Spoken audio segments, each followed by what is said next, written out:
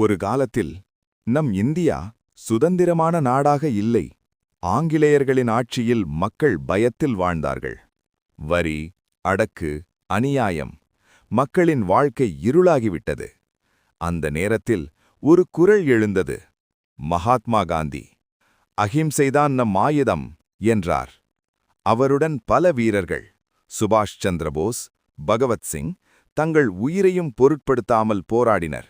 சிறை, துன்பம், தியாகம் எதுவும் அவர்களை நிறுத்தவில்லை. ஆண்டுகள் கழித்து 1947இல் இந்திய சுதந்திரம் கிடைத்தது. தட்டுத்தாரம். 1947 சுதந்திரம் எளிதாக கிடைக்கவில்லை. ஆயிரக்கணக்கான தியாகங்களின் பலனது. நீங்கள் வாழ்க்கையில் சந்திக்கும் சிரமங்கள், அதற்குள் ஒளிந்து இருக்கும் ஒரு வெற்றிதான்.